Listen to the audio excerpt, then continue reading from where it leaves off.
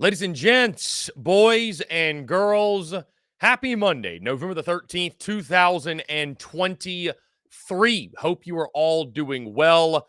I'm Chris Phillips, your host of the Daily Crow of the Spurs Up Show, and I appreciate each and every single one of you tuning in. I see Justin Langford, DGD, Xavier, Travie, Brendan M, Sir Big Spurs, John Edward, Ethan K, Austin Gregory, Madison Duncan, Sky Stevens. What's up, man? Everybody is here on this Monday. Also, those in the Big Cock Club Discord, head over to the TDC Questions channel. The TDC Questions channel. To be sure, your questions are answered there. But again, guys, we have got a jam-packed show. Lots to get into here on this Monday. What a weekend in the SEC it was, as the coaching carousel has officially begun. Jimbo Fisher out at Texas A&M. Zach Arnett out at Mississippi State. Rumblings of Sam Pittman's future in Fayetteville at Arkansas.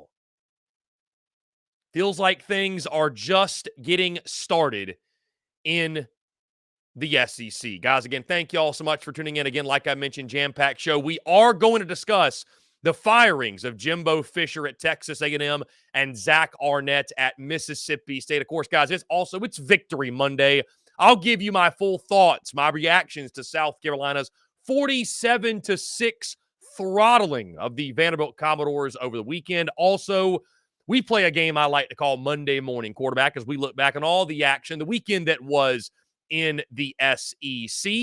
And of course, we kick off the show with our good friend Chris Doring of SEC Network, talking all things SEC football. Of course, Chris had a lot of takes and a lot of takeaways from what happened over the weekend. I see Justin Langford's comment. Our guy Chris Doring, for the fifth straight year, loses the Florida LSU bet, and he had to rock the turkey costume on SEC this morning. I promise you guys, no turkey costume on this combo we had, unfortunately, but either way, really good stuff with Chris Doring. Guys, normal schedule this week, TDC rocking noon to 2, Monday through Friday. For any of those who are new out there, you're on YouTube right now, make sure you hit that subscribe button and hit that bell icon so you get notifications when we go live, when we drop new video content as well. Also, hit the like button. It helps boost the show, and we truly do appreciate that. Also, we're on iTunes, Spotify, Google Podcasts at the Spurs Up Show. Podcasts dropping daily there. So be sure to check us out. Also, guys, of course, it is Kentucky week, a huge week for South Carolina and for the Kentucky Wildcats. But as the Gamecocks, their bowl hopes hanging on by a thread, here come the Wildcats. Also, guys, today we should find out, unless I missed something, we should find out kickoff time for South Carolina and Clemson, the annual rivalry matchup. And of course, guys, in a season in which home field advantage is everything, and also when you play the games matters so much. Going to be really interested to see if South Carolina gets a favorable draw when it comes to kickoff time for South Carolina and Clemson. Guys, that being said, again, like I mentioned, thank you all so much. We got tons to discuss, tons to get into. Was a great weekend on this side of things, watching college football, and of course, the madness really beginning yesterday with the Jimbo Fisher stuff. Then this morning, we get Zach Arnett. Going to give you guys my full thoughts, takeaways, analysis, and who might be the options for those two jobs. I mean, obviously, I think that the pool of candidates for each job are going to be a little bit different, but we will dive into that. We will discuss that. But in the meantime, guys, we're going to kick things off. Our good friend Chris Doring of SEC Network helped us break down everything that was week 10. Or week 11, I should say. Week 11, guys, we have 2 weeks left of the regular season. Crazy. But helping us break down everything week 11 of the 2023 college football season. So, guys, that being said, sit back, relax, enjoy this conversation with Chris Doring of SEC Network. What a weekend in the SEC from on-field and, of course, off-field storylines. And he joins us every single Monday, one of the best in the business to talk all things SEC football, our good friend, Chris Doring of SEC Network. Chris, what's going on, my man? Things heating up. The coaching carousel is beginning. I know you said off air that Not your favorite time of year because you've been in the trenches, you've been in the battles, you've been in those locker rooms.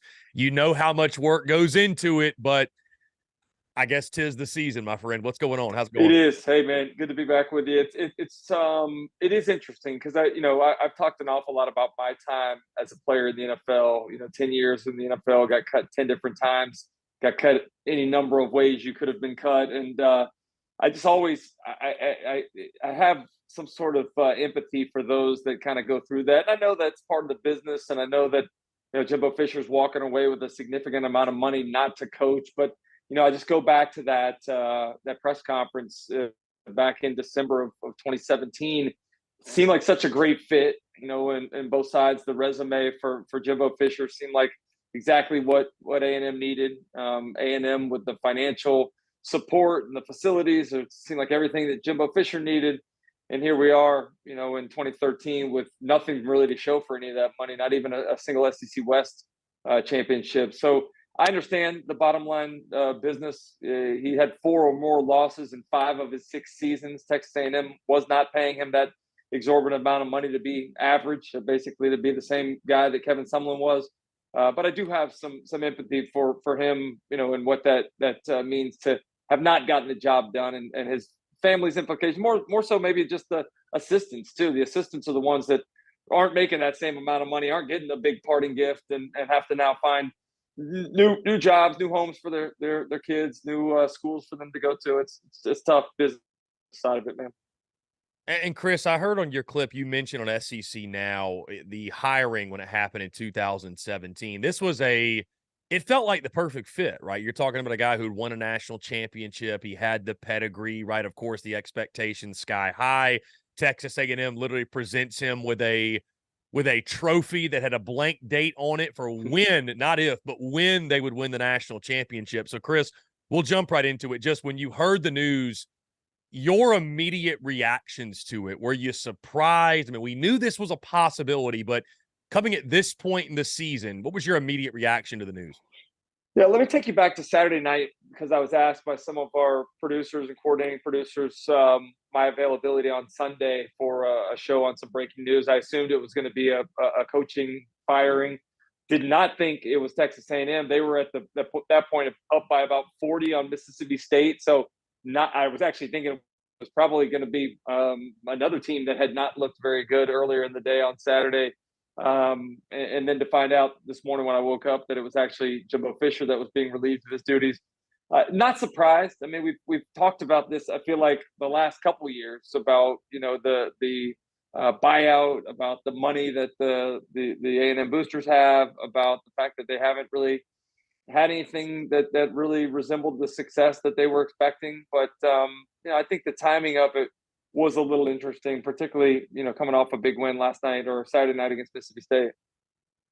Now, Ross Bjork speaking to the media, Chris, Texas A&M athletic director. Obviously, you guys carry that on SEC Network. He had this to say. This quote stood out to me. Quote, "Our program is stuck in neutral. We should be relevant on the national scene. Something is not clicking, and therefore something had to give." Again, Chris, you followed this. You guys covered it. Your thoughts on what the Texas A&M Aggies athletic director had to say and his message, you think, what you took away from his words?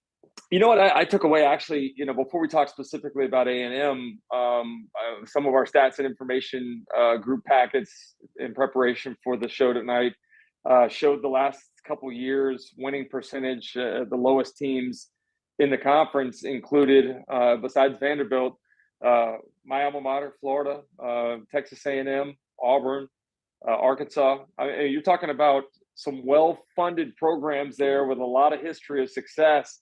And to think about those schools being the worst in terms of winning percentage, I think it shows how competitive this conference is as a whole. I think it shows how difficult it is to win. All of those schools have had coaching changes in the last 5 years, and expect some more probably in the near future as well. I made the comment on the show on Sunday night about the likelihood when you hire a coach as an athletic director is far more that you're going to be firing him or he's going to be fired than it is they're going to win a national championship. And it's a lot of pressure that goes along with being an athletic director. I don't know why you would want to have that job. In all honesty, now, I mean, you're beholden to your football coach, who you're probably paying, 7 or 8 times what you're actually getting paid yourself.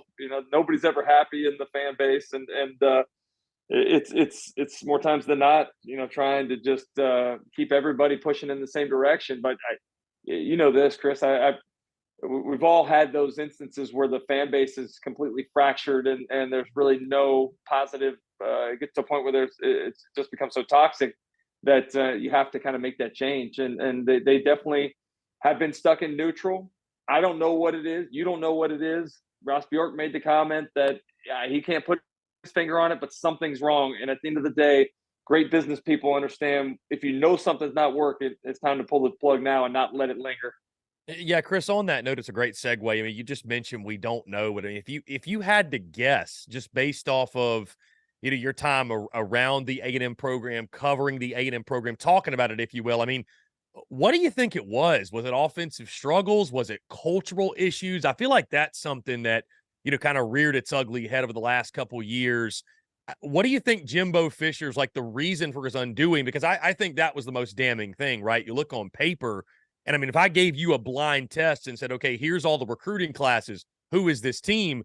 You might guess it's Alabama or it's Georgia or it's a top 5 national program competing for the playoffs. Meanwhile, they're not even a top 25 team, and nobody did less with more than Jimbo Fisher did. Yeah, you know what? I'll go back and talk about Alabama and Georgia. My co-host on SEC this morning, Peter Burns, often says, those schools don't recruit, they select. And I think it's important when you're evaluating players that you want to be a part of your team. Obviously, the fit in terms of what you're going to be running schematically on offense or defense, their ability to adjust to what they're going to be taught at the next level. But they have to be good people, man. They have to fit your culture. And I think if you go back the last few years, those Texas A&M recruiting classes that were highly ranked, what about the fallout from guys that didn't make it, or the guys, missing curfew the night before games, or smoking weed in the locker room? Like, there's something to be said for having not only great players, but great people as well. And I think that's something that Georgia and Alabama have really perfected. They do a nice job of evaluating all of those things. I think for a while there, it was just, hey, let's. You can say what you want. They bought all the players. Everybody's buying their players. So let's roll out as much money as we can, and let's get the top recruiting class, because it feels like that's what we need to do. When in reality, it's like, yeah, we need to get some great players, but let's get the great people as well. Look at Georgia. Ladd McConkey is one of the best receivers in the country as well. Doesn't necessarily look like your prototypical wide receiver, but he's a guy from right down the road near Athens. Loves the Georgia program. I can speak from my firsthand experience. Like, it means something more when you're invested in that program, and the history of that program is something that you're aware of and that you want to, play your best for. And so I think that, I know that's those are less frequent than the ones that just want to show up, play 3 years, and go to the next level. But I think you have to find the right people. And I don't know that they had the right fit there with a lot of those highly recruited players on the last few years recruiting classes. Chris, last thing, and I promise we'll move on to the rest of the SEC slate, but on the Texas A&M thing, you pay $76 million, right, to get Jimbo Fisher out of there. The expectations in College Station are very clear cut. Now the question comes to, where do they go from here? I mean, because you don't pay $76 million to get rid of Jimbo unless you have your crosshairs set on a big time name. So not asking for a short list, but I mean, I'm sure you would expect them to make a really, really big time splash hire. Yeah, it has to be, right? I mean, it has to be somebody that's going to be able to get the excitement of the fan base back up. I think there's already an excitement about, the idea of a change coming, but it has to be somebody that fits the criteria of an exciting hire, a great recruiter, a good face for the program in general, somebody that knows the culture of that unique area, the unique school. I mean, as well as I do, it's definitely been described as having a little different feel to it. So I think those are all things I mentioned on the show that I would expect somebody to have SEC experience as well. I don't think you can come into this conference and not have any idea what you're dealing with, like we saw maybe Brian Harsin a couple of years ago. But here's the other thing, Chris, is like, who are you going to go get that's not involved in a potential? It's going to be a great splash hire that's not involved in, a run right now to playing in the postseason. People talk about Dan Lanning. Dan Lanning's going to be tied up, presumably. I mean, they go win the Pac-12, and he's playing in the college football playoffs. You're talking about you're going to leave there and go to a new school. Meanwhile, the recruiting signing days is going to be taking place in December. Like, there's a reason they made the move now is to get out there and be the first to get the people that they want to talk to. But I still think it's going to be challenging, given a lot of the people that you probably want to talk to are ones that are involved in some real races within their conference and potentially nationally. Certainly, Chris, the number of zeros on the check they present will not be the problem. So we shall see. Did you listen, Chris? Did you hear Ross Bjork's comments as it related to what he learned from his experiences going through all of this? I did not hear the entire presser, so no. So he mentioned that they were going to take a look at some different models for compensation and contracts. Like, I don't even know what that means. It's been nothing but an arms race. I played at Florida for Steve Spurrier when he became the first coach to make $1 million a year. We're talking about guys that don't have near the credentials that Coach Spurrier have, that making $9 million a year. I don't know how you go back from this, but you're not going to be able to go get somebody that's willing to take on that job, leave where they are right now, and not have an extraordinary buyout that's going to guarantee the money.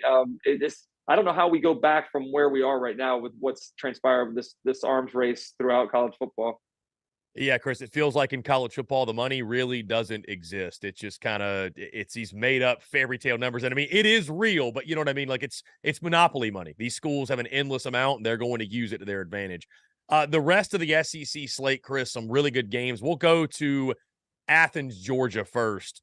My goodness. I mean, the Dogs just pound Ole Miss. This game was fun early, right? Jackson Dart, Lane Kiffin, the offense going back and forth, back and forth. What did Georgia show you on Saturday night in that big win, 52-17 over the Rebels? Yeah, my big takeaway was that all those Georgia fans that were freaking out back in September about Mike Bobo and what they were doing offensively need to apologize, because this dude has done a great job with this offense, the development of Carson Beck. I mean, he looks like he's in full control at all times out there, distributing the football. When you have Brock Bowers back, now Ladd McConkey in the lineup fully healthy, I mean, you're talking about your third and fourth options in the passing game being Dominic Lovett and Robert Thomas. Like, these guys are ones at every other school probably in the SEC, and he does a great job with the creativity of the offense and the play calling. The run game, the offensive line was able to just completely cave in the front seven for Ole Miss. Pretty impressive, 611 total yards of offense, 311 through the air, 300 on the ground, and just distributing the ball to so many different pieces of that offense. So I'm really impressed with that. Clearly, when you can hold Ole Miss's offense to 2 touchdowns the way that they did, that's a pretty dominant defensive performance. And I guess we'll talk about Alabama in a minute, but it's just the more things change, the more they stay the same. And as much as we thought this year could be different, I had LSU as my Western Division champion. See those two teams doing what they've done and getting better and better as the season's worn on, and just to expect a tremendous matchup in December just shows how well coached those teams are and how much better they are than everybody else in this league. Chris, very well said. The more things change, the more they stay the same. We are getting Alabama, Georgia, of course, in the SEC title in Atlanta, and Bama disposing of Kentucky 49-21. Jalen Milroe goes off. And meanwhile, Kentucky, they've lost 4 of 5, and now they got to go to Williams-Brice Stadium. We'll talk about that in just a second. But what you saw from Alabama, I mean, again, that was a dominant performance, probably even more dominant than the final score indicated in that game. Yeah, it was. And I was concerned for them going into this game, a noon game on the road after the LSU win. I mean, there's a lot of things that you're thinking, well, here comes a sloppy performance by the Tide. And it was anything but that. I mean, just hitting the ground, running offensively, watching Jalen Milroe throw the football. The time that the offensive line gave him, he wasn't even touched all day long in the pocket. Had time to scramble and let receivers uncover. The explosive plays in the passing game, complemented by his running ability. It's feeling more and more like this offense has really figured things out. Jalen Milroe is very comfortable in that style, and Tommy Rees, credit him as well for the way they're evolving along with Jalen Milroe and understanding just how unique a talent is that they have there. So it was fun to watch. I thought Kentucky would be more competitive, but again, I think that speaks to just how good Alabama is and how much they've evolved since that loss to Texas and the near miss against South Florida in week 3. Yeah, Chris, if it wasn't for a muff punt, I'm not even sure Kentucky is in that football game. Switching gears, Chris, let's say Alabama, hypothetically, they go on a run, beat Georgia in the SEC title, make the playoff, they win it all. Is there any chance that Nick Saban calls it a career after that? I have a hard time. We had some sound on Saturday night on our show of him talking about how much fun he's had with this team and how it's teams been a great coaching job. Been a great coaching job. I think I've told you this a couple times throughout the season that I think Nick Saban has done the best job of coaching his team this year than any of the previous years at Alabama, and that includes all the national championships, just because of all the holes that were in this team heading into the season, all the questions we had about him, the buttons he's pushed as the season's gone on. I think he's squeezed more out of less than he has in a lot of other seasons in the past, and I think that's why for the rest of us, it's a lot of fun to watch. I mean, it got to the point where everybody got tired of Alabama because of their dominance and because of the best recruiting classes and the murder ball that they describe playing. But this is a fun team that has grown a lot, and they're the face of the team, Jalen Milroe. It's impossible not to like this kid. Watching how he took responsibility for the Texas loss back in week 2, watching the way he supported his teammates in week 3 when he got benched and cheering on the other quarterbacks that were out there, watching his post-game interviews and the smile that he has and the joy that it seems that he takes when he plays the game. It's a different Alabama feel, I'm sure, for the fans watching, for the Alabama's fans, for the opposing fans in this league, and for Coach Saban as he talks about just how much he's enjoying coaching these guys. So with all of that, I have a hard time believing he would walk away because he's still doing such a great job and still getting such fulfillment out of it. It seems like he's got a lot of years left, and I don't think a lot of people thought that after the week 3 game against South Florida. The rest of the SEC, certainly the SEC West, which we're going away from divisions, of course, hates to hear that. Nick Saban, it looks like he's got a lot of time still in him. To Columbia, South Carolina beats Vandy, Chris, 47-6, dominant really in all 3 phases. It's always a lot of fun when you can get backups in. Of course, the true freshman quarterback, Lenora Sellers, he gets himself a touchdown, and really that feel-good momentum-building win that South Carolina needed, that I'm not sure they obviously didn't really get against Jacksonville State. They pound Vanderbilt. Now you've got Kentucky and Clemson upcoming. What you saw from that game, I know it's hard to take a lot away because Vandy is a team that they are what they are, but you've won back-to-back games. You're starting to kind of maybe feel good about yourself, and here comes the Kentucky Wildcats. This game is a pick-em, Chris, in Vegas. I think it's a really, really interesting matchup. The over-under's at 52.5. Kentucky's weapons, I think it could be a high-scoring game.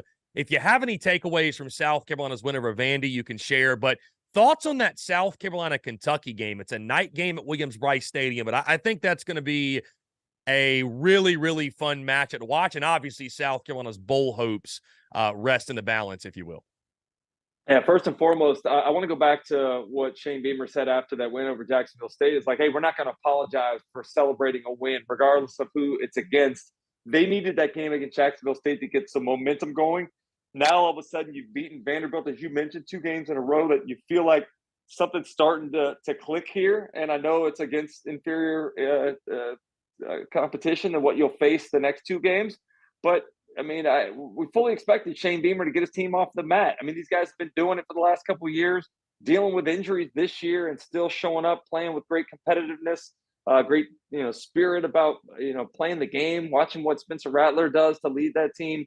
I expected nothing less from him. And it almost feels like these 2 teams are headed in opposite directions. Even though Kentucky's got the better record, feels like South Carolina's starting to roll and Kentucky's having a hard time. That game against Mississippi State 2 weeks ago, I think was a little bit of an aberration. They caught a team that's just not playing very well, and may have covered up some of the issues that still exist defensively for Kentucky, which is really surprising to say, given Mark Stoops is from that side of the ball, his emphasis and his background, and then Brad White and what a great job he typically does. But they got exposed again by Alabama, and that's not a indictment. I mean, that's a lot of teams have that struggle when they play Alabama's offense. But on the heels of Georgia and Missouri and the Tennessee game, they're giving up a lot of points. So I'm with you on that. I think it's going to be a fun ball game. I think it's going to be a high-scoring ball game. Devin Leary seems like he's starting to get things going. So I don't know what the total is in that, but I might go ahead and dip my toe a little bit on the over right now. 52.5 in that one, Chris Doring. So maybe I'm going both feet in. Then give me both of them. That is the 7:30 p.m. Eastern SEC Network prime time. So you guys, your crew will be on that one. Do you get a vote, Chris, in the Heisman Trophy race? Do you get a vote in that? I think you know where I'm going with this. Well, here's the thing. So on the show yesterday, we got into talking about something, and I mentioned the fact that, I was given a vote here recently in the Broyles Award by the folks in Little Rock, and Dari chose to one-up me with the fact that he's a Heisman voter. So, no, I do not have the Heisman vote at this time, but, if I did, it would be going to the guy that I'm sure you're leading me to right now. Yeah, again, I wasn't bringing it up to say that, Dari one-upped you. I was bringing it up to say 300 passing yards, 200 rushing yards, first time in SEC history. Jaden Daniels, would you say he's the front runner right now? Because what he did to the Florida defense, I mean, we've never seen it. Literally, we've never seen it before. Historic. I've been saying this for weeks, though. I've said it for probably over a month that he's the best player in college football, that he deserves to win the Heisman Trophy. I didn't think he would win it with the 3 losses that were on the resume, with him leaving before the end of the third quarter against Alabama. But I think people actually took note in that ball game, and then to follow it up with another performance like he had on Saturday against Florida, I think has gotten the nation's attention, and doing things that nobody that's ever played college football has ever done before is getting that attention. Say what you want. I mean, Bo Nix has done a nice job at Oregon. Michael Penix Jr. is one of these players that I love to watch as well, but he's not. You could say, what's the definition of the Heisman winner? Is it the most outstanding player? Is it the most valuable to his team? Is it the guy that's the all-around best? I honestly believe that Jaden Daniels is all of the above. Like, if you didn't have Jaden Daniels on that roster, they'd probably be a 500 team in Baton Rouge right now. And it's a shame that defense hasn't been better this year, because I think they're wasting a generational type offense, maybe second only to the 2019 offense that they've had there before. But Jaden Daniels does it all. And I had a number of Florida people texting me throughout the game and then post-game on Saturday night about the defense and complaining about how bad they are. He did the same thing to Alabama's defense, and Alabama's defense is a very good defense. So he makes really highly athletic, highly recruited, highly developed players look like they're middle school football players trying to tackle a grown man. And I tell you, it's easy to cheer for him. It's easy to cheer for him because he's fun to watch, because he's got a great vibe about him. And when he came into this league at the beginning of the season, the year before this one, nobody even thought he was going to win the job. And I didn't think much of the acquisition through the transfer portal, but he has developed since about midway through the 2022 season into a guy that's not only a great athlete with the ball in his hands, but one that can throw the football with great accuracy as well. Chris, Missouri takes Tennessee to the woodshed. I mean, at Faurot Field. This, to me, Chris, felt like, the Missouri defense, we talked about them all summer, returning just over 80% of their production. They were one of the best in the conference last year, and they've been solid this year. I don't know that I'd say they've been great or even met my expectations, but that game on Saturday, like, that's what we expected to see, or at least I expected to see all year long. Tennessee couldn't get anything going in the rushing attack. Their top leading rusher was Joe Milton with 36 yards. Top leading rusher that was a running back was Jalen Wright with 22. Brady Cook was really good in this game. Cody Schrader goes for over 200. My biggest question is this, Chris. I just wonder, for the Missouri football program long-term, are we going to look back and say this was a one-off type of year for them, or can Eli Drinkwitz keep it rolling? Because, I mean, what they're doing is really special. This could be a 10-win team. And not many people saw Mizzou reaching those heights this year. Yeah, we had a lot of discussions in the preseason, particularly at media days, about who the second best team was in the East, and nobody mentioned Missouri. It was all Tennessee, Kentucky, maybe Florida, but South Carolina. I don't think anybody thought Missouri would be able to evolve into that. I mean, why would you? I mean, in his 3 years there prior to this season, he'd never been more than a 500 coach. Hadn't won more than 6 games. I mean, like this came out of nowhere, and I think it starts with that acquisition of Luther Burden and being able to keep him in the offseason from getting into the transfer portal. He's a St. Louis kid, convincing him to stay at home. Now you have proof positive of what those kids in that part of the country can do, staying in their in-state university, making the NIL money with the rule that has been changed there within the state, and you're able to come compete for a conference championship and potentially more. This is, I think, the first wave of what is going to continue to help that program evolve. And I think it's fun to watch, man. And maybe the most fun for me was watching another former walk-on and Cody Schrader, guy that was playing at Truman State 2 years ago, came into this ball game as the number one rusher in the conference, but I still don't think people really understood how good he was. Going off, I mean, this Tennessee defense was number one against the rush in the conference, only giving up 97 yards a game, and he had 105 at halftime, and that was in addition to the 93 he had receiving in the first half. Put up tremendous numbers.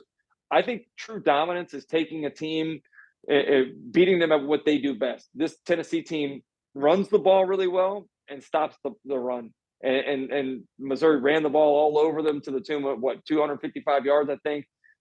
You mentioned it. They didn't even eclipse 100-yard rushing against Blake Bortles' defense. Blake Baker's defense. But I think they had 83 yards on the ground total. If you don't think that Eli Drinkwitz remembered 66-24 and 62-24, I can promise you he did, because they made it a point to go out there, be physical, beat them at their own game, dominate them, and not take their foot off the pedal until the end of the ball game. Chris, switching gears pretty dramatically here. I just think it's interesting with the SEC expanding next season, and we're talking about programs like Missouri or even Arkansas, whatever, like the SEC hierarchy. I'm just thinking to myself, how much more difficult is it going to make it for coaches? Because I think there is some value in, hey, we're finishing second in the SEC East, or we're top half of this division or that. Like, divisions are going away. So I guess, does that make sense? Like, I'm like, it's going to be almost tougher for coaches to hang their hats on certain things, because it's just going to be 16 teams down. And I mean, you're going to get exposed, obviously, even more so than you already are if you're not up to snuff. But do you feel that as well? Like, is it going to become more difficult for coaches to kind of justify progress? And because there's not going to be it's not as flashy to say, well, we finished 8th in the conference. Like, nobody's going to be bragging about that. I think that's really interesting in regards to the dynamic of, because you're always trying to keep your fan base, to your point, in good spirits, and all of a sudden it gets taken away.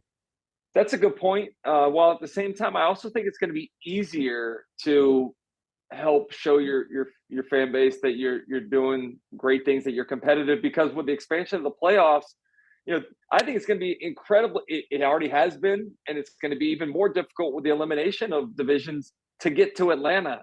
But you could have a tremendous season. You could have a Missouri type season where you said it, they win 10 ball games, don't play for an SEC title, but get to a college football playoff. To me, that's real progress for a program like that. Kentucky could have been that in recent years. Tennessee was that probably last year. Like, there's a lot more hope that these teams in this conference have, especially with the dominance of Alabama and Georgia, to think about, what real success looked like. And that's playing meaningful games in November and getting into postseason games that matter in December and January. And that's a good point, Chris, because Missouri, I'm sure when the college ball playoff rankings come out, they're going to jump up a couple of spots. They'd be fighting right now for a playoff spot. You have to think, if you're Mizzou, man, why couldn't the 12-team playoff been this year? Won't spend a lot of time on this one, Chris. Auburn dominates Arkansas. We've probably heard the rumors at this point, and somebody saying Pittman's gone. Oh, wait, he's actually not. Anytime that chatter begins, and, anytime you see a loss like that on your home field, no matter who the opponent is, typically not a good sign. But on the flip side, Chris, I feel like all of a sudden Auburn's heating up a little bit. It's going to set up a really, really fun Iron Bowl in a couple of weeks. It's so funny doing what I do when, watching the tape and trying to project what's going to happen from week to week. And I thought Arkansas figured something out in Gainesville. I thought they simplified their playbook. I thought they got back to doing what they do, and that's running KJ and Rocket. I thought that they had a really good plan that created some momentum for them. And I looked at Auburn as a team that I'm not really buying the Peyton Thorne passing game evolving thing. And they didn't necessarily throw it as good against Vandy as they did the previous week against Mississippi State. And then you come out, you watch not only Auburn move the ball up and down the field offensively, throwing it, running it, special teams returns, but you watch just how inept Arkansas looked. They go 3 and out the first 3 possessions. They get that big interception. You think they're almost going to take it to the house and the game's going to change. Set the offense up at the 20 and they gain 2 yards and kick a field goal. That was almost the nail in the coffin right there, where you can't do anything with the ball at all. And I think it's scary to think about. To your point, they're creating momentum. They're having a lot of success, and they're doing it with subpar players that Hugh Freeze is openly trying to replace. I mean, he's out here trying to get guys that fit his scheme a little bit better, that are better talented players than what he has right now. And I think the future is very scary. If you're an SEC team. I know, again, the division's going away, but I think this is an Auburn team that we're going to be talking about in a very different situation in the next couple of years than we are right now. Chris, finally, before we get you out of here to week 12 really quickly, it is Cupcake Saturday in the SEC as teams get ready for rivalry weekend. We've talked about South Carolina, Kentucky, Georgia, Tennessee. Do you want to spend any time on that one? I mean, I feel like Georgia – they're going to get my benefit of the doubt. That's for sure. I mean, I'm sure Tennessee gives a valiant effort, but the Dogs, I think, will handle business. But your Gators is where I want to close out on. Yeah. Go to Missouri, still fighting for that 6th win. It's a night game in Como. Man, what's got to happen for Florida? Because I think getting that 6th win is crucial for Billy Napier. Yeah, say what you want about that loss on Saturday night. I thought Florida played hard. I thought that they were competitive in the first half. They did a great job down in the red zone against the Jaden Daniels-led offense of LSU. They did a great job on 3rd down, only 1 of 5 for the Tigers on that side of the ball.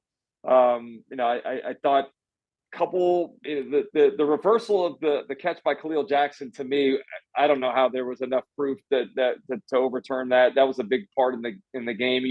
You can't miss a possession against that LSU offense, and that was kind of something that put Florida behind the 8 ball they couldn't recover from.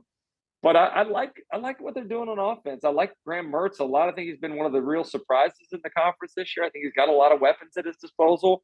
But I believe in Missouri. Missouri's a really good football team, and so they're going to have their hands full. I'm not sure if Florida's defense is going to be able to stop Cody Schrader and company and what they've developed into with the ability to run and pass. Honestly, if Florida gets bowl eligible, I think it's more likely to happen against an undefeated Florida State team at home in the final week of the season than it is going to Como, which is going to be a tough test in and of itself. But it's a weird situation that we're in right now, as opposed to a couple of weeks ago when Florida was 5-2. Heading into Jacksonville, and we're thinking about, man, can they pull this upset off over the number 1 team in the country? And a couple of weeks later, now we're talking about them needing 1 win in the last 2 just to play in the postseason. And you talked about fan bases that are a little anxious right now. Florida's is certainly one of them for sure. Just 2 weeks remain in the 2023 regular season of the college football season. Crazy to think. Chris Doring of SEC Network. Chris, this is always a lot of fun, my man. I appreciate you taking the time and look forward to doing it again next week. Yeah, man, running out of Mondays to do this, brother, but I'll be here and enjoy doing it with you as well.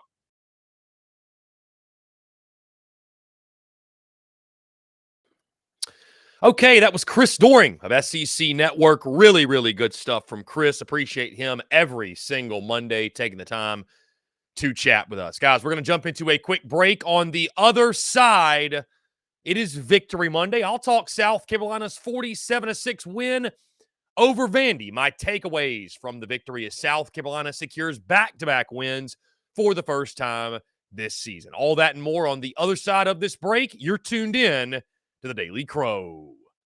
The Daily Crow is also brought to you by our friends over at A1 Air Quality Consultants.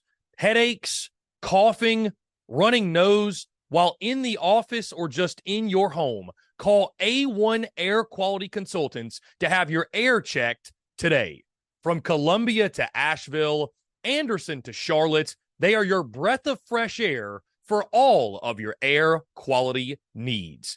Be sure to give them a call or shoot them a text today at 864-619-2092. That's 864-619-2092. You can also contact them via email at a1airqualityconsultants@gmail.com. Be sure to check them out. We thank A1 Air Quality Consultants for their love and support of the Spurs Up Show, and tell them that Chris from the Spurs Up Show sent ya.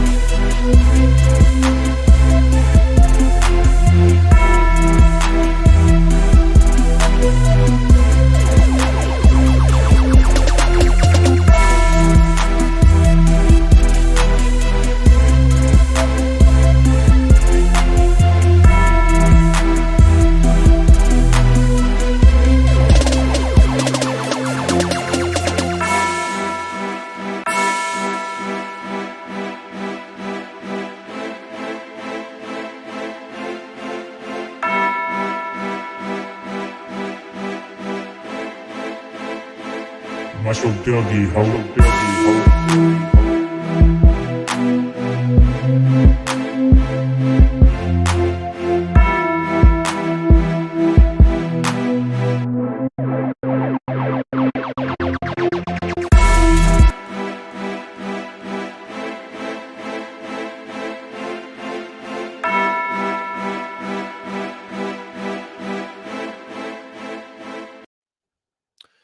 Ladies and gents, boys and girls, we are back here on this Monday, November the 13th, 2023. Appreciate each and every single one of you tuning in. Hope you guys are doing well as we get this week started.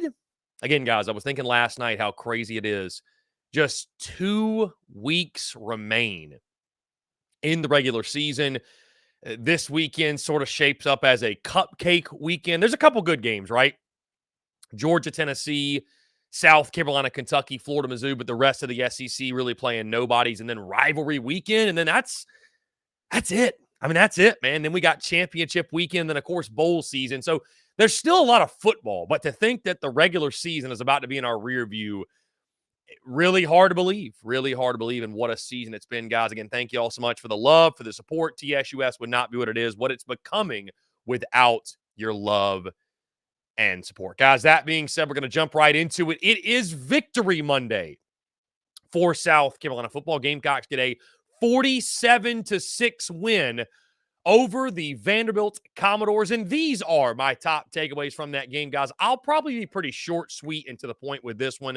We talked a lot about this over the weekend. Simply put, though, guys, a dominating performance by South Carolina in all 3 phases. I had to go back, though, guys, and look at this game. I almost forgot that it was 13-0 at halftime. Like this was a game that, it never felt like the game was in doubt. South Carolina was in control of this thing from the very beginning. It was very easy to see early on the talent discrepancy, if you will, which, it's crazy to think that Vanderbilt was this team over the summer that after they beat Florida and Kentucky last year, there was a lot of hype and excitement. SEC Media Days was in Nashville, home of the Vanderbilt Commodores, and you thought, okay, maybe Vandy can overachieve, get to a bowl game. I mean, over 3.5 wins seemed like the lock of all locks this summer in regards to Vanderbilt's win total, and they are a dysfunctional mess. I mean, they are. You watch them, guys, and I actually got a text from one of our good friends. I won't say his name on air, but a guy that covers Vanderbilt football texted me and said, Chris, I cover the worst program in all of Power 5. And it goes so far beyond just what you're seeing on the field. So Vanderbilt's in a bit of disarray when it comes to the football program. I like Clark Lee a lot. I think he's doing a good job at Vandy. He's a Vandy guy. But again, it was very, very easy to see early in that football game that the talent discrepancy, the talent gap was wide, right? Even with South Carolina's deficiencies and problems they've had, the talent gap was massive.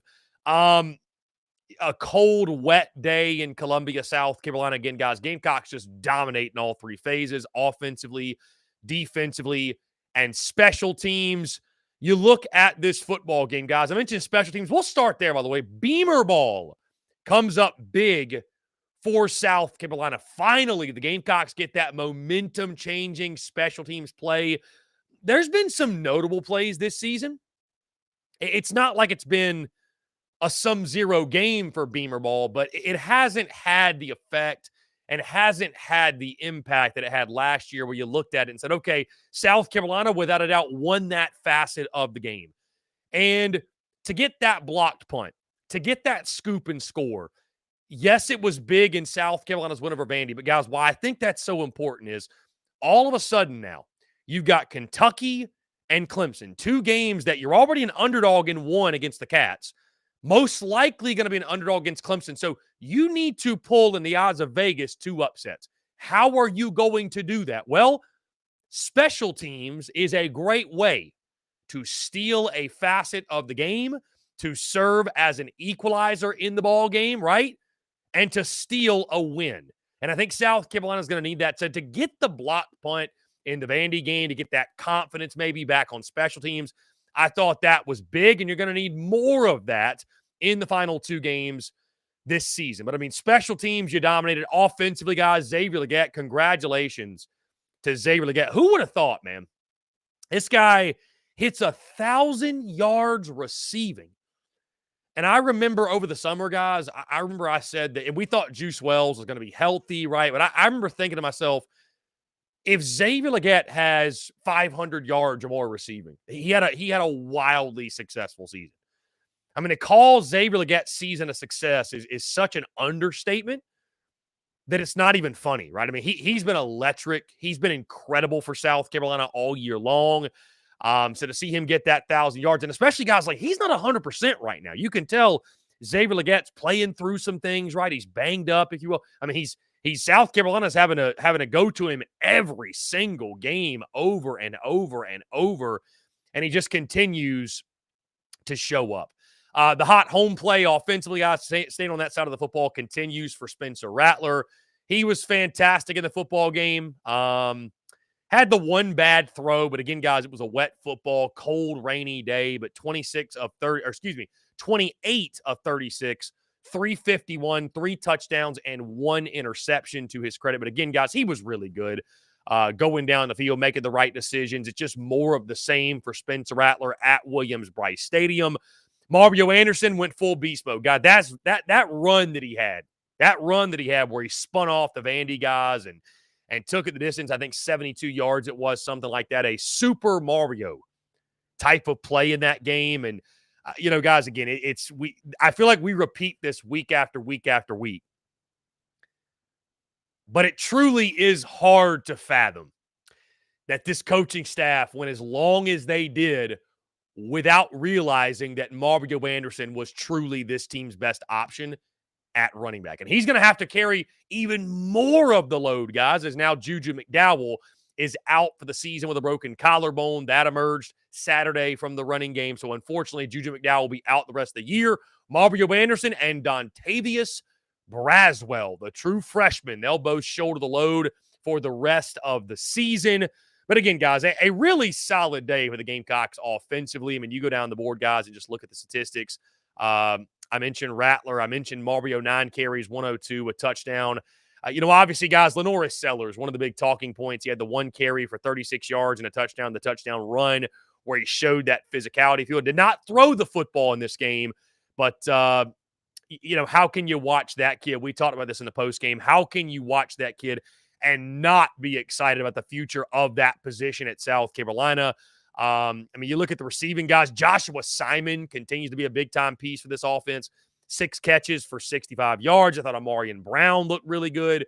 3 for 44 and a touchdown. Even Omega Blake got involved. 3 for 36, and he had a touchdown as well. So, guys, all in all, and then offensively, let me not leave out, of course, the Gamecocks defense, who had a fantastic day. And I wrote in my notes, it was an unordinary performance for the South Carolina defense when you look at this season, because everybody, and I mean everybody, has been going up and down the field on South Carolina to some capacity, but not Vanderbilt, not Vandy. 234 total yards for them, just 104 yards passing, which is something we haven't seen all year. South Carolina play really, really good pass defense.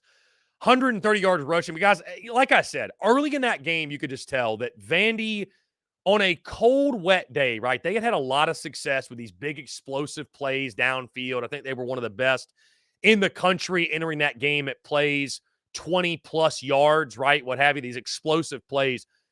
But on a cold, wet day like that, you needed methodical drives, right? Like it's cold, it's wet, like guys are stiff. You're probably not popping off those big-time plays.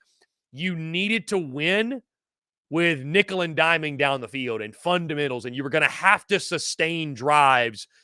And that's one of the biggest reasons that game never felt in doubt, because you looked at Vandy and you were like, they don't have the guys. They just do not have the offense. Give South Carolina's defense, though, credit for eliminating Jaden McGowan, eliminating Will Shepherd. Thought they did a really good job of that, taking away those weapons, if you will. And, I mean, Vanderbilt just had no answer. So the Gamecocks defense, give them credit. Forced a couple turnovers as well. Obviously, you had the block punt. You had the interception as well. That was a big one. So all in all, a really successful day, guys, for South Carolina across the board. Now, I said this, that felt a lot like the Furman game without the early game struggle, in the sense that, like, Furman was a feel-good kind of get-right game where you're able to sort of empty the bench late in the game and a bunch of different guys play, and that always makes you feel real good. And you played well and you dominated in all three phases. And, goes back to the Lenora Sellers thing. Like, you're excited about the team right now. You're excited about the team about the future.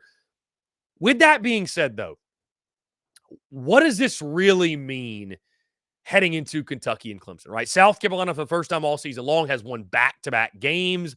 And guys, you notice, I didn't spend a ton of time diving into the stats or individual performances in the Vandy game, because here's the thing about the Vanderbilt game. And right, we made a big to-do about the Jacksonville State game. So I want to start by saying, and give credit where credit's due, great job going out there and handling your business. Vandy was never on the same level as you. Vandy was never. I mean, this is a team you'd beaten 14 in a row. You've now beaten 15 in a row. If there's one thing that South Carolina football can do, it's beat Vanderbilt with ease, right? That's not an issue. That's not a problem. So you went out there and handled your business. You dominated in all three phases, something we did not see in the Jacksonville State game, which felt like a very underwhelming win, right? You beat Vanderbilt the way you needed to do so. With that being said, you and I and all of us would agree this 2023 season was never about beating Vanderbilt. And I'm not downplaying the win, guys. I'm just stating the very obvious. The 2023 season was never about beating Vandy. It was never about beating Jacksonville State. It was about beating the Kentuckys, the Clemsons, the Tennessees, the Georgias, the Floridas. Unfortunately, those games have already happened. Either way, though, you get where I'm going with this. So you look at that Vandy game. I think the best thing that comes from that performance against Vanderbilt, because I don't think you can look at a bunch of different things that happen in that and look at the defense, say, well, the defense has turned a corner because they stifled the mighty Commodores, or South Carolina's football team as a whole is they found themselves and turned a corner because they beat Vanderbilt by 41. I don't think you can look at it that way, guys. Like, Vandy is Vandy. They're not very good. South Carolina will have a much stiffer test the next 2 weeks. But the best thing, by far, in my opinion, the best thing that came from that win over Vandy, positive momentum. Because as we know, momentum is a fickle mistress, right? When you get Uncle Mo on your side, you hold on for dear life and you run with it. And so now you've got Kentucky at home at night. You got Clemson upcoming in just under 2 weeks. But the most important thing is this. You've got a football team that has now tasted some success. Right? Success breeds confidence. Confidence breeds more success. You got to have one or the other first, right? You got to have confidence in order to be successful, but you need to have some success in order to gain confidence. And for a football team that had lost 4 in a row, sitting at 2-6, was staring a loss to Jacksonville State right in the face, to find a way to win that football game, to beat Vandy like a drum, the best thing that comes from it is now you've had some success, which has led to confidence, and now you take that confidence in the game this weekend against the Kentucky Wildcats. So I would say this, kind of like I said after the Furman game, guys, I don't think it's wise to draw conclusions from this game. I don't think you look at this game and try to make conclusions that this team has turned it around and why weren't we doing this all year? Like, this is who we actually are. Like, South Carolina football still is who it is, right? Games against Jack State and Vandy, I don't know if they changed that, but we should, or you think you'd start seeing the best version of this football team, or at minimum, the most confident version of this football team. Winning cures all ills. That applies for coaches, that applies for fans, and certainly that applies for players. And in a 41-point win in which you outscored the Commodores 34-6 in the second half, confidence should be at an all-time high as you take on Kentucky and Clemson with bowl hopes hanging in the balance. Guys, we're going to jump into a quick break. On the other side, we'll keep the conversation rolling. Big news over the weekend. Zach Arnett is out at Mississippi State, and Jimbo Fisher is out at Texas A&M. We'll get into all that, guys, much more on the other side of this break. You're tuned in to the Daily Crow. The Daily Crow is also brought to you by our friends over at A1 Air Quality Consultants. Headaches, coughing, running nose while in the office or just in your home. Call A1 Air Quality Consultants to have your air checked today.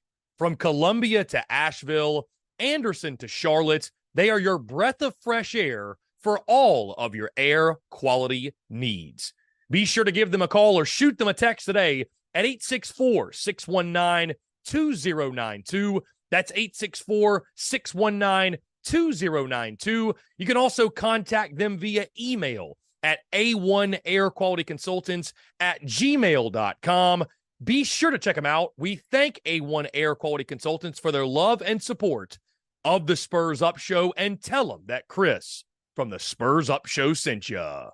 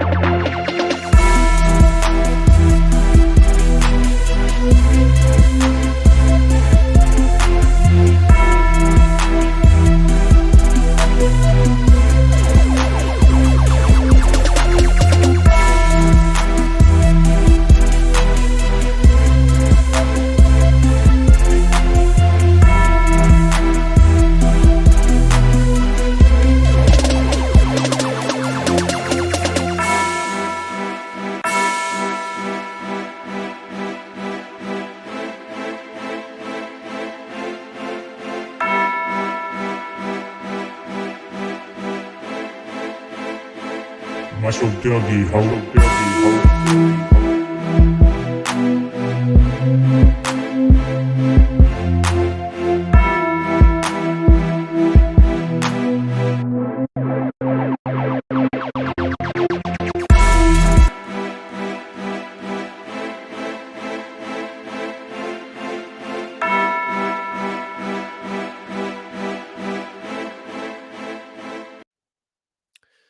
Ladies and gents, boys and girls, we are back here on this Monday, November the 13th, 2023. Huge news that just dropped a moment ago. To my astonishment, admittedly, South Carolina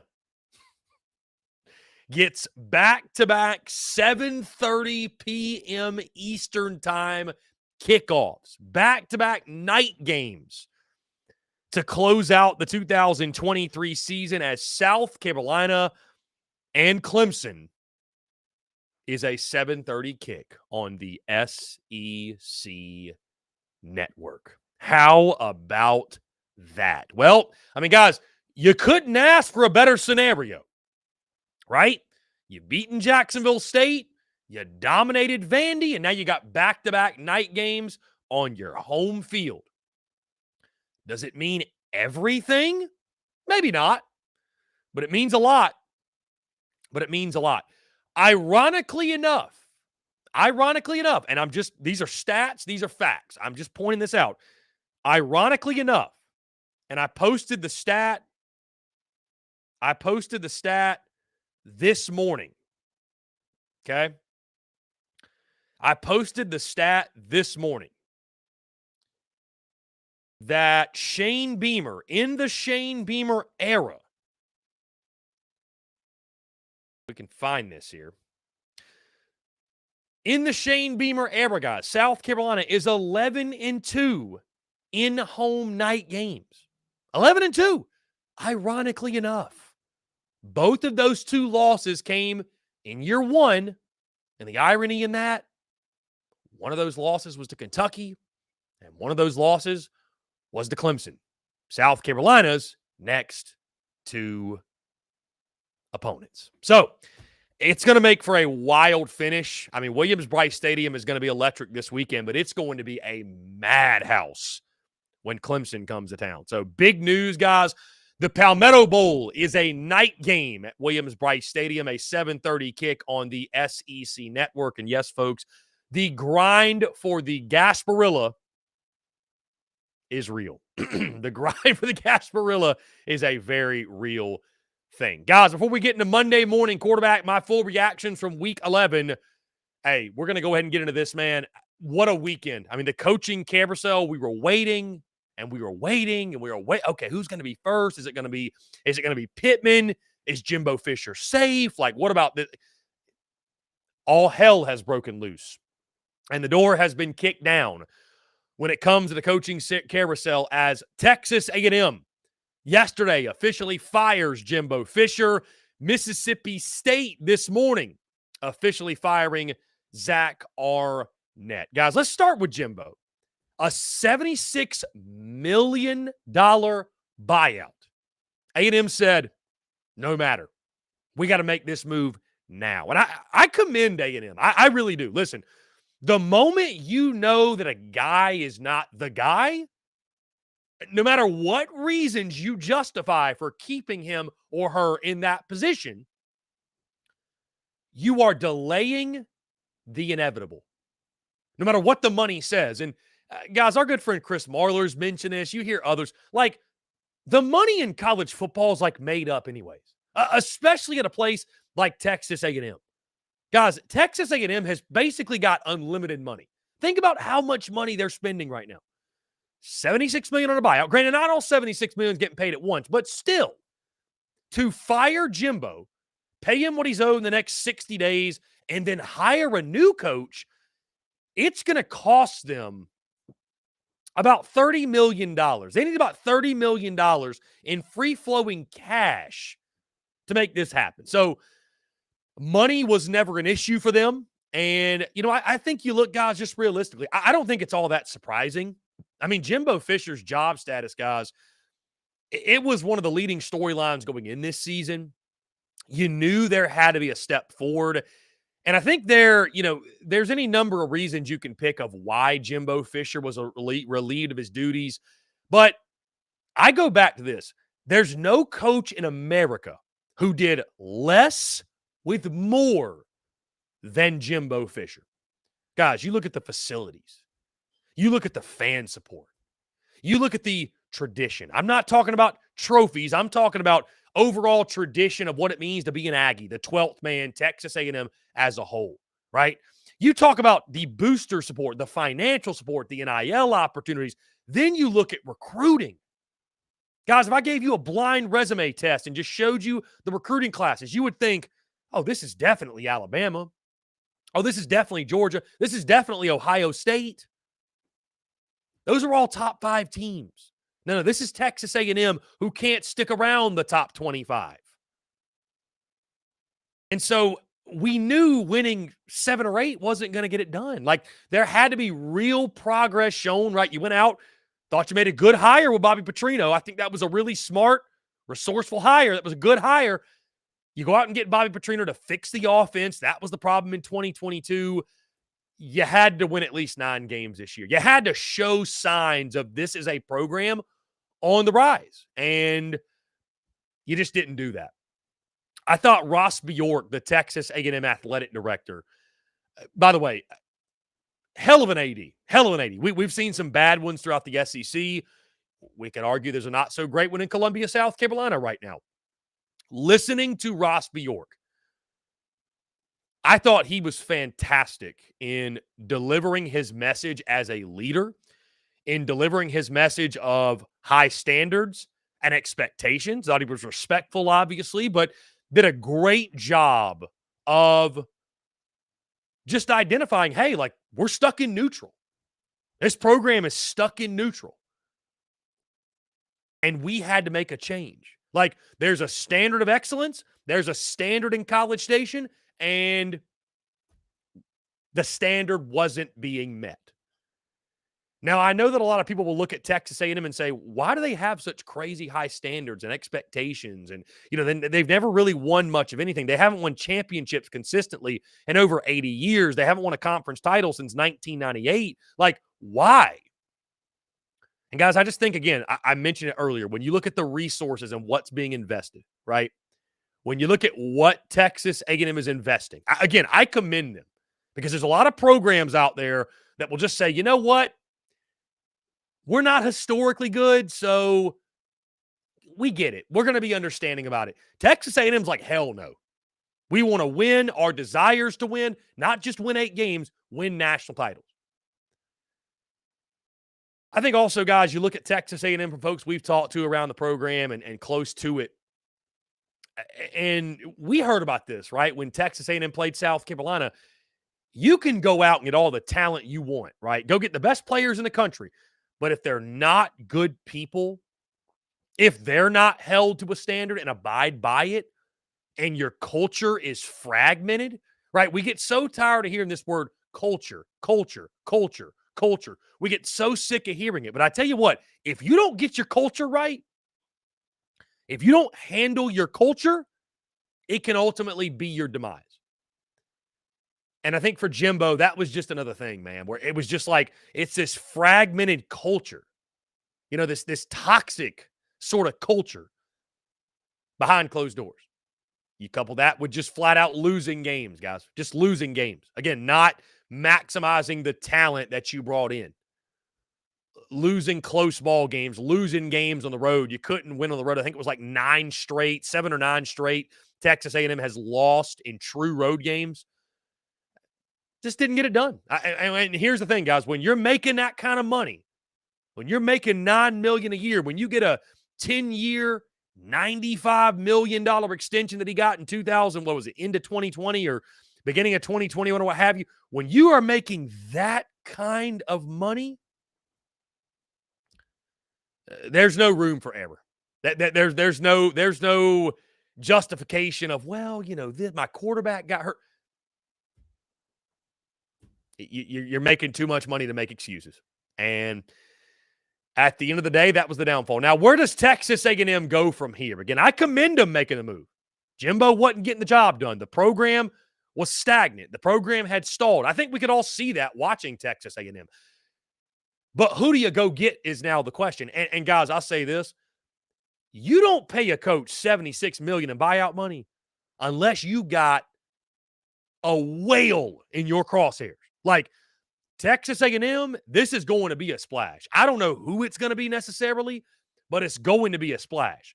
And we've all seen the short list of guys. You got to be careful with the names floating around because is it agents floating the names? Is it, what?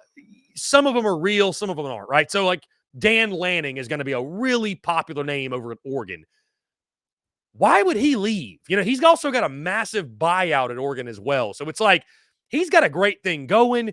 And can Texas A&M really afford to sit around and wait on the playoff to be over if Oregon makes it and then hire? Like, signing day is in December, right? The transfer portal's happening.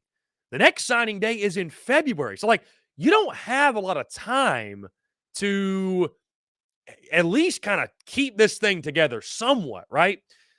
So I don't think Dan Lanning is going to happen. Maybe Mike Elko over at Duke. That one makes a lot of sense. Our good buddies over at Crane and Company are saying Urban Meyer. Could that one make sense? Maybe. You know what's a name that, guys, I'm going to get pushback on this, but a name that could make sense and a coach that has hinted at his, I may not be here forever. Dabo Swinney. I'm not saying Dabo would leave, but if I'm Texas A&M, what does a call hurt? What does a call hurt? Now, granted, why would he leave Clemson for Texas A&M to make probably similar money? But guys, I expect A&M. What's stopping A&M from paying the next coach $15 million a year? What's stopping A&M from paying the next coach $20 million a year? Like, money is no object. Money is no object to Texas A&M.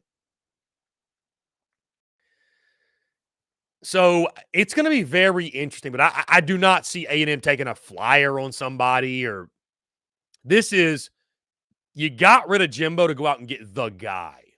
Like, not just the guy to go win 9 games, not just the guy to beat Texas every now and then with them joining the league next year.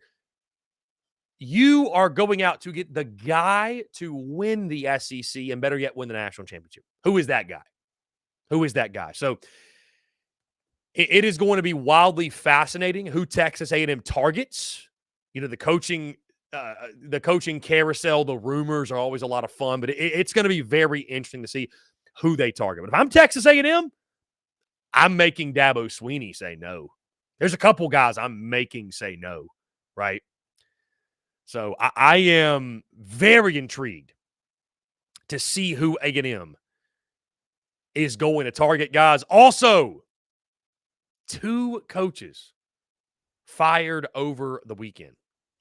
Zach Arnett out at Mississippi State.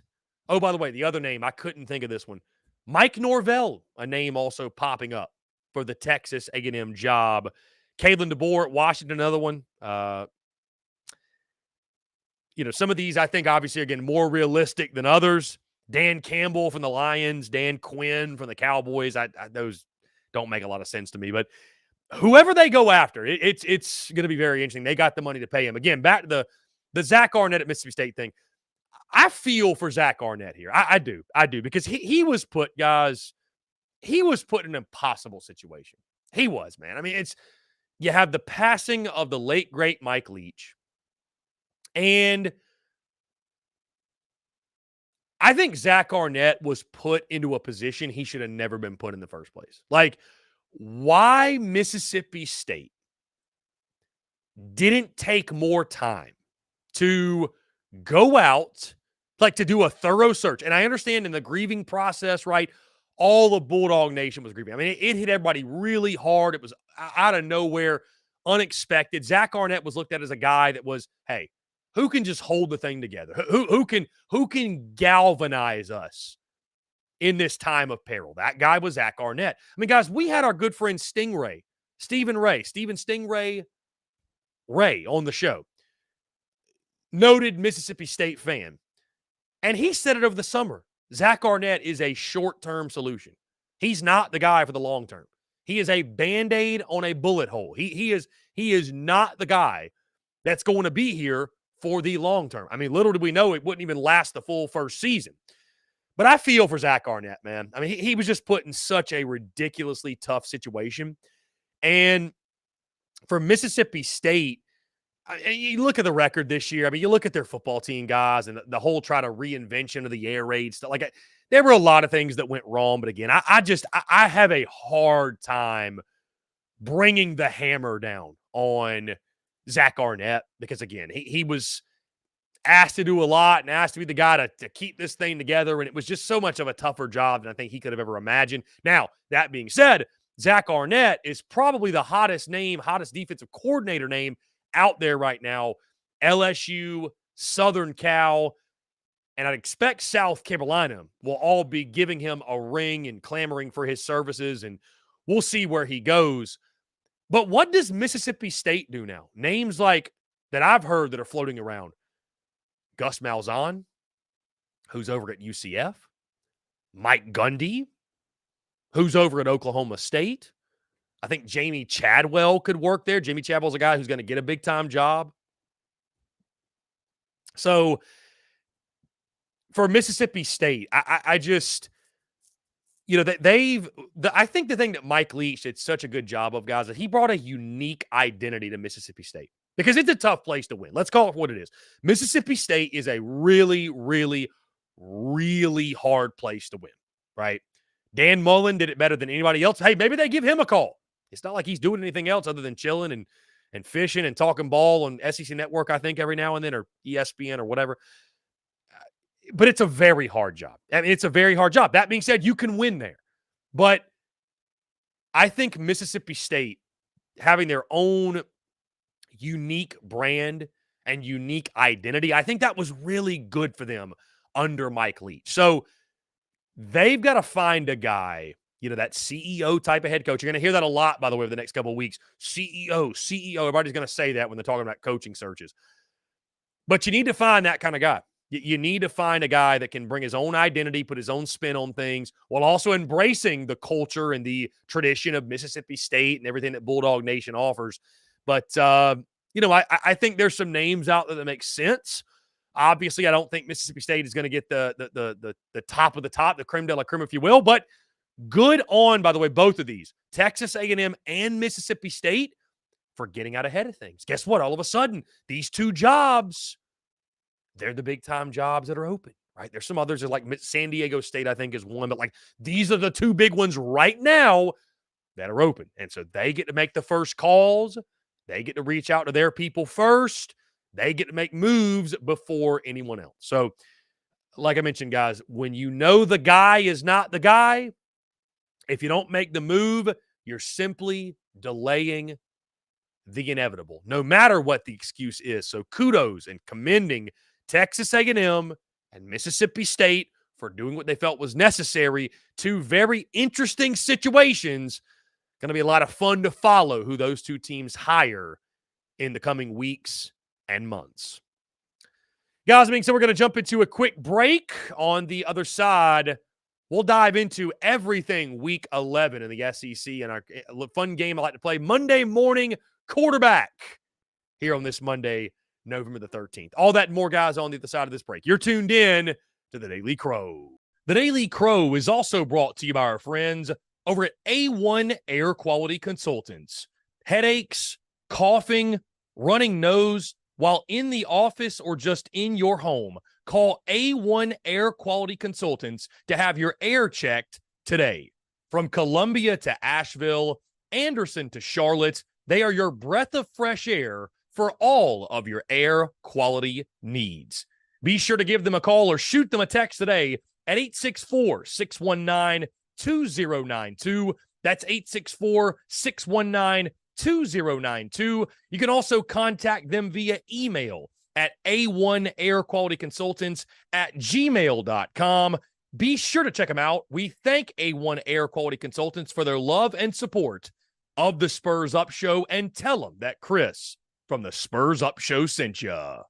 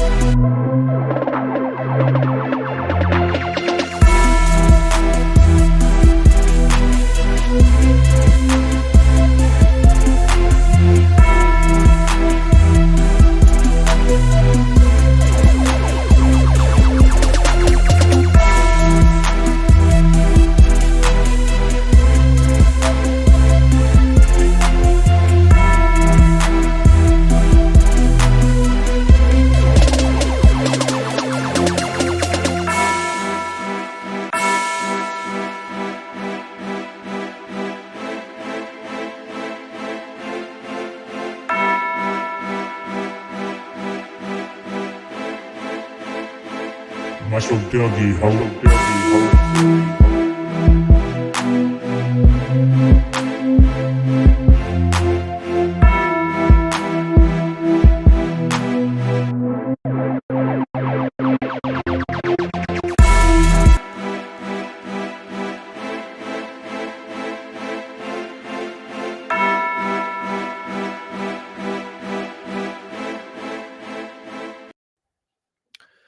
Ladies and gents, boys and girls, we are back here on this Monday, November the 13th, 2023. The Daily Mailbag is coming up. Going to be a little bit condensed today because we've had a ton of news, tons of stuff to dive into with the Texas A&M and Mississippi State stuff, of course, South Carolina as well. But I promise we will have some time to cram in some questions at the end of this show. Y'all continue to flood the chat lines. Guys, that being said, let's play a game I like to call Monday Morning Quarterback. Week 11 reactions to everything that took place in the SEC this past weekend, guys. We will start in Lexington, Kentucky. The Gamecocks' opponent this weekend, Alabama. And we should have known. I should have known, right? Picked LSU to win the SEC West over the summer. It made sense, guys. It made sense. On paper, it made sense. Like, the pick made sense in my defense. LSU, all these returning pieces, what they did last year, Bama with question mark here, question mark there, question mark there. It made sense. And sure enough, we sit here now, and guess what? Oh, isn't that right? It's Bama and it's Georgia in the SEC title. And Alabama is a team that appears to be hitting their stride as they take down the Kentucky Wildcats 49-21. And this is a game, guys, I don't know if it was even as close as that score indicates. If there wasn't a muffed punt in the football game, Kentucky's never even in it. Like, not even remotely in it, right? Jalen Milroe, fantastic in this game. It is amazing how far he and this entire Alabama football team have come since that USF game. And what was it, week 3, I believe? I think it was week 3. It is incredible how far they've come. Devin Leary goes 17-31, 158, a touchdown and a pick. Not much from the Bama running game, although Jalen Milroe had 8 carries for 36 yards and 3 touchdowns. This dude is electric on the ground. He was good passing too, 15-22, 234, 3 tutties. So he had 6 total touchdowns. 6 touchdowns to Jalen Miller's credit in the game. The running game, Ray Davis, 12 for 26, 2 touchdowns, but just 2.2 yards per carry. They were stifled there. Bama's front 7 just had a freaking field day. And now, Kentucky, a team whose losers are 4 of 5 in this football game, in this season. Losers of 4 of 5. Now they go into Columbia at night. Really tough, hostile environment. And again, guys, my biggest takeaway from this one is I guess I had to learn my lesson the hard way. We're all waiting on the demise of Nick Saban and Alabama, and I bought into it. I really thought, like, you know what? Bama's got these serious question marks. Texas is going to wax them. Jimbo and I believed more in Texas A&M in the preseason than I did Alabama. Shame on me for that. Shame on me. Truly. Either way, Bama gets a big win. Kentucky is reeling. They'll try to snap out of that funk in Columbia. Guys, Missouri puts a beat down on Tennessee. And Tennessee fans, I tell you, maybe it was just too soon, right? They were on edge this weekend, though, because, guys, we all know, right? Like, year 3 is where a lot of people make up their minds about head coaches, okay? Year 3. That's just the way the world, that's how college football is now. I understand that Josh Heupel led Tennessee to an 11-win season and an Orange Bowl victory. I get that. I totally get that. But in year 3, that's when fans start to question things. And Tennessee's had some pretty inexcusable road losses in the Heupel tenure, especially over the last 2 years. So I simply posed the question after a 29-point loss in Como, right? I simply posed the question regarding Josh Heupel's future. And I want to find this post because I was about to paraphrase. I don't want to do that. I want you guys to know exactly what I said on Saturday, okay? Because it sent Tennessee folks into a tailspin. This post on X has 223,000 views. All I said was this. Is this a loss that warms the seat of Josh Heupel for Tennessee fans? That's not even a ridiculous question. I didn't say, is this a loss that puts him on the hot seat? I said, does this warm the seat? Does it make Tennessee fans start to question Heupel a little bit more than they were? And dude, people lost their minds. And what's funny too is like people thought I was asking the question in a trash talking, type of way, like a South Carolina fan rubbing salt in the wound. I mean, you guys know, like I was really speaking not from a South Carolina perspective, not from a biased perspective, a jaded perspective, just from a genuine question.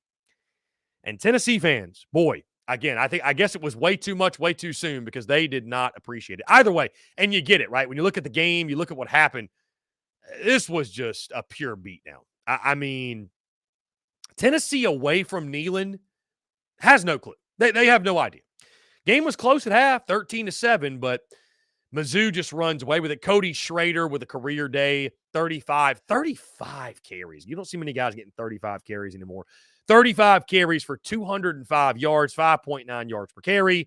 The rushing game for Tennessee was completely stifled. I mean, Tennessee, two things we thought they do well. Run the ball, stop the run. They didn't do either one of them.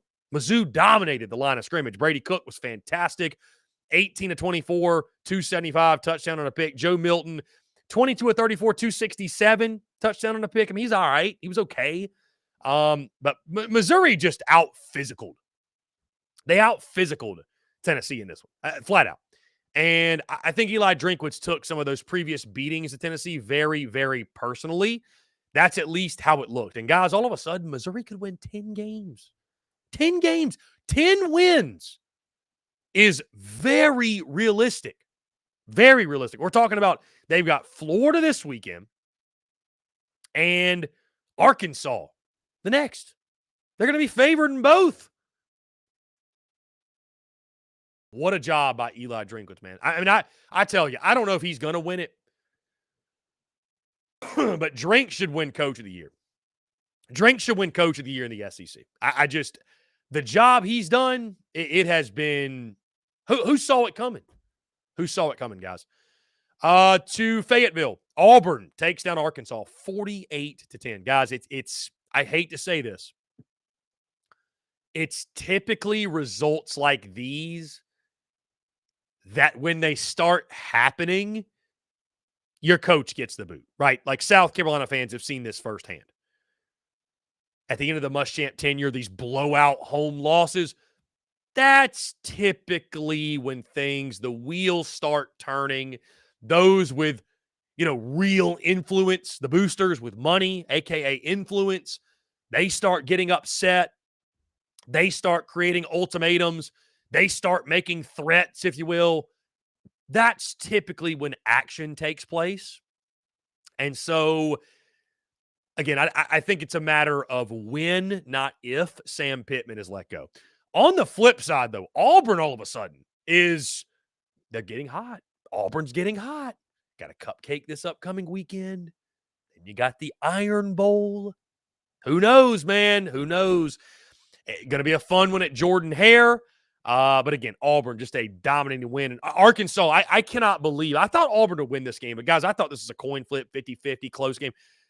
I cannot believe that Arkansas, after that performance in Gainesville, just completely pisses down their leg. I mean, just completely does it. Guys, I'll save the Georgia game for last. LSU takes down Florida 52-35. And ladies and gentlemen, Jaden Daniels is him. Jaden Daniels is him. I mean, I know I talked last week about, I think Carson Beck could be the Heisman dark horse. Like, if you got a Carson Beck ticket, like you're in a good spot. And certainly I think he could still go to New York. But guys, as we've talked about before, to win the Heisman Trophy, you need a Heisman moment. You need Heisman moments, right? And Carson Beck's been very good. But hasn't it almost kind of felt like ho-hum? Like, it's almost like Georgia's so good. Carson Beck hasn't had to make a game-winning throw or a game-winning touchdown run or anything crazy. He's just done his job, right? And credit to him for doing it and doing it well. But Jaden Daniels, man, Heisman moment. Heisman moment. 17 of 26 through the air. 372 yards. 3 touchdowns. No picks. That alone is impressive.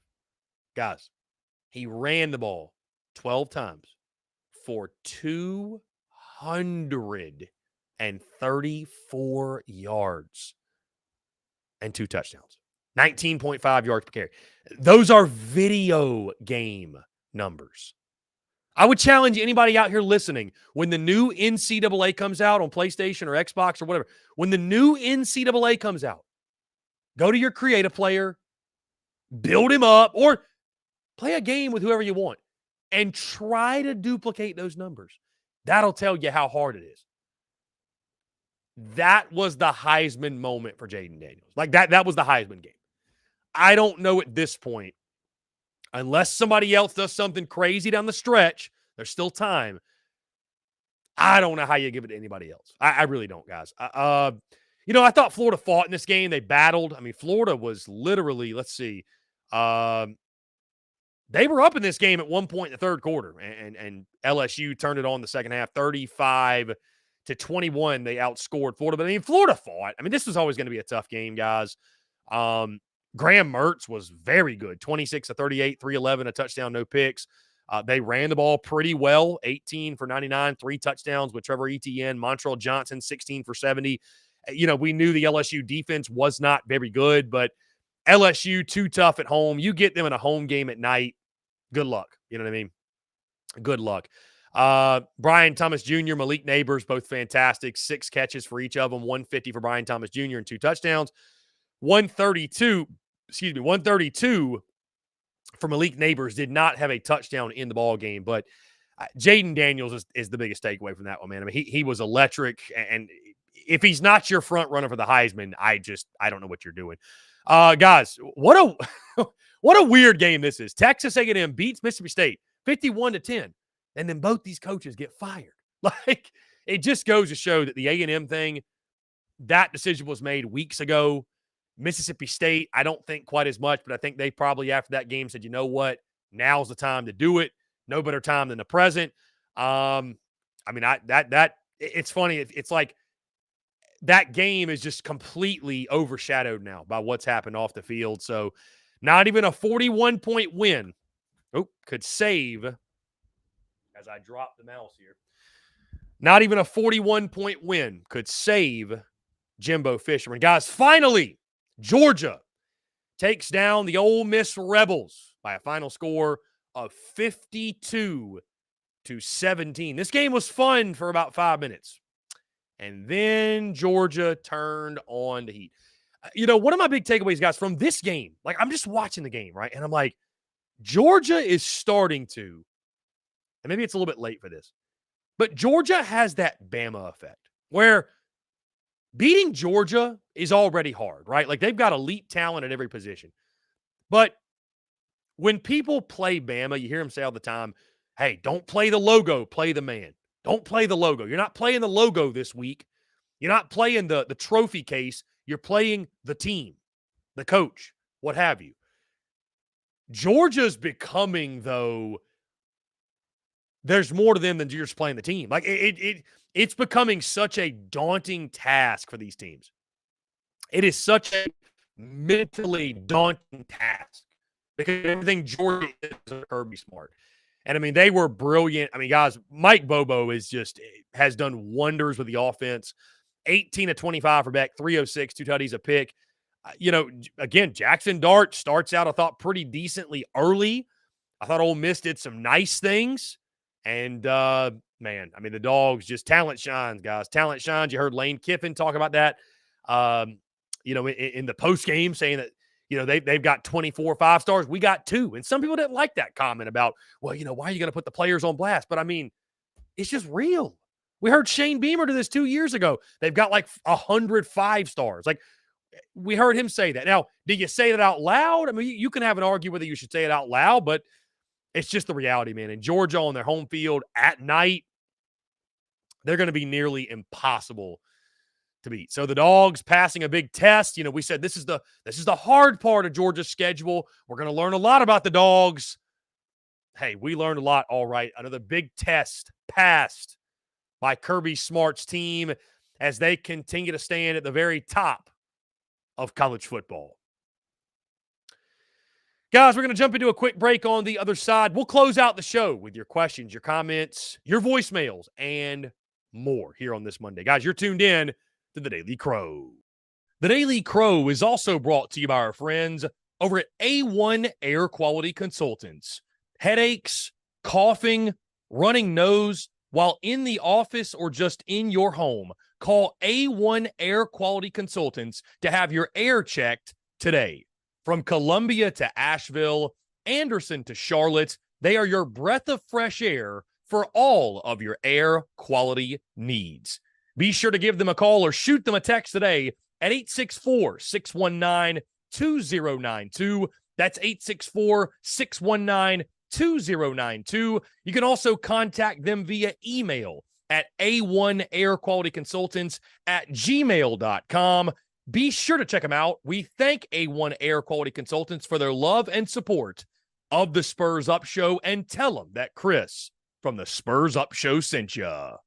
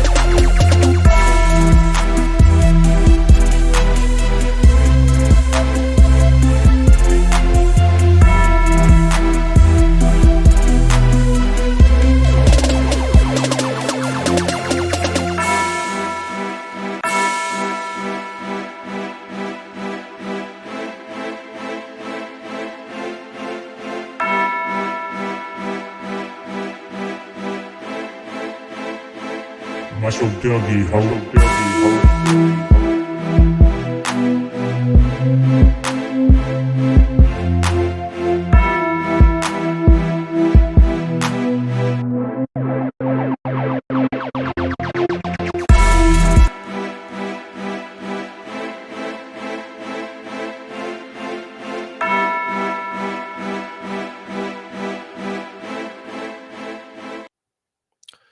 Ladies and gents, boys and girls, we are back here on this Monday, November the 13th, 2023. The Daily Mailbag officially beginning. I do apologize. There's only 10 minutes to go. We had a ton to discuss here on this Monday, but still, guys, we will go back and get into your questions, your comments, your voicemails as well. Let's see. We're going to roll through some comments here. Let's see. Billy Cotton, Georgia will run all over Ohio State. They look so unbeatable. I mean, maybe. David says, love Jaden whipping Mark's Gators. Mark Ryan, how about them Gators? Gamecock fan, Dawn and company back at number 1, right where they belong. No such thing as a rebuild. We reload. Yeah, Dawn Staley's team already back at number 1. I mean, they've killed their 2 opponents. So I mean, it's not totally that shocking, but good to see. Good to see. Let's see. Robbie Davis chiming in via text. What's up, Chris? Robbie Davis. I just want to give you my prediction for the basketball game tonight against VMI. My prediction is South Carolina 77, VMI 69. Yeah, Gamecock men's basketball taking on VMI tonight, guys. Gamecocks are a 21-point favorite in the game, so should be a fun night for Lamont Paris's team. Sky Stevens. Chris, what do you think about us putting Sellers in for a couple drives versus Clemson? Sky, why would you do that? Just why? Why would you do it? I mean, I like Lenora Sellers too, but it's not Lenora Sellers' time yet. It's Spencer Rattler's time. Like, the best version of this football team is with 7 at quarterback. Easily. So I don't really know what you gain out of that, to be honest with you. I don't know what you gain out of that. Peyton Smith, Brown looks to be back 100% for sure. His step has resorted back to lightning quick. Yeah, he looked good. Amarian Brown looked really good.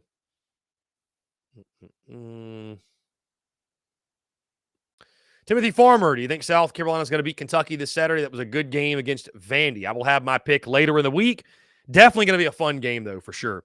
We got a text here. Clayton White needs to be fired, and we need to go after Arnett now. If we want to get to the next level, Beamer has to make home run hires, and Arnett is a home run hire.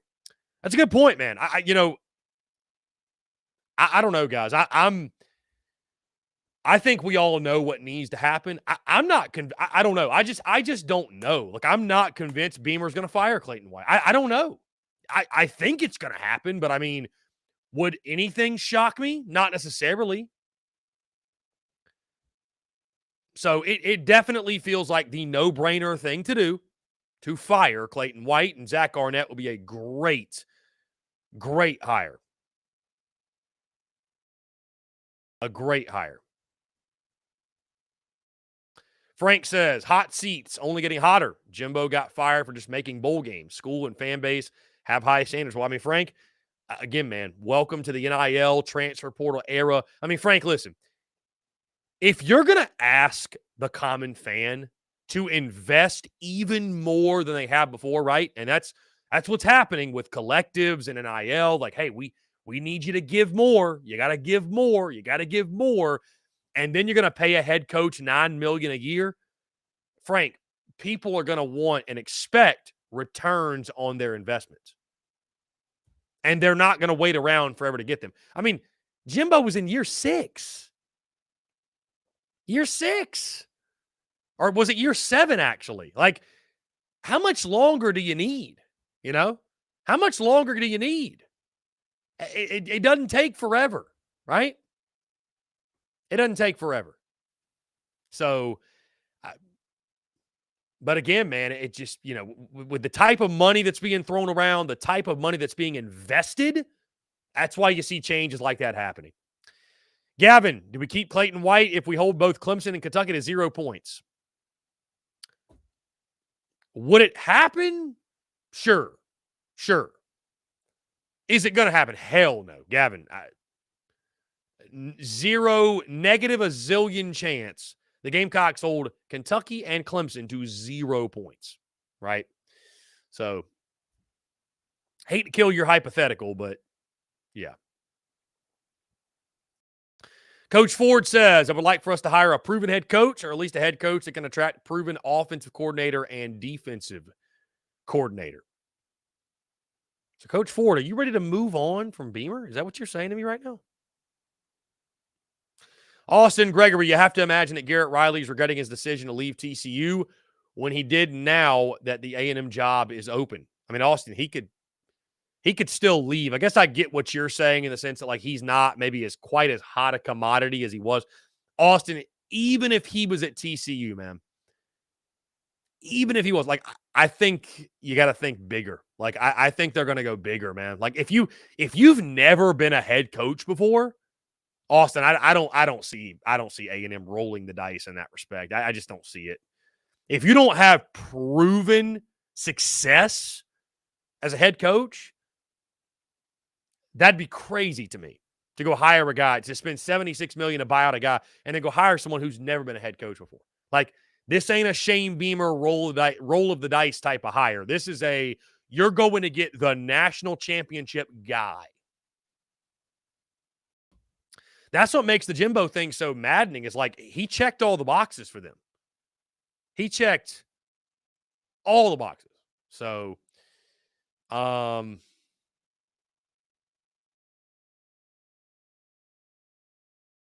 he checked all the boxes.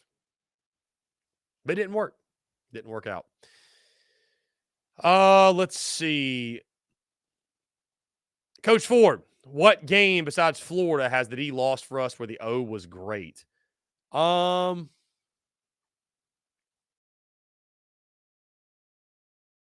mean, yeah, Coach Ford, the offense on the road has been bad this year. So, like, I mean, Coach Ford, I don't really know the point you're making outside of, yeah, I mean, I'm not sitting here telling you, Coach Ford, that Dowell Loggins is surefire, like the greatest thing that's ever happened to South Carolina football. I mean, I think he's better than Sat. There's no question he's better than Sat, but I mean, you and I are probably better than Satterfield. Nebraska fans, they want him fired already. So, I guess if you're griping over the coordinator stuff, then I get it. I think Loggins has done a fine job. I'm not saying that he's the best thing ever, but I mean, I let's see what he does with Lenora Sellers. I think that's going to tell a lot. I think when you look, since we're talking about coaches being fired, coaching carousel, let's look at realistically, like, the Shane Beamer era. What's going to determine Shane Beamer's tenure? How long is he going to get?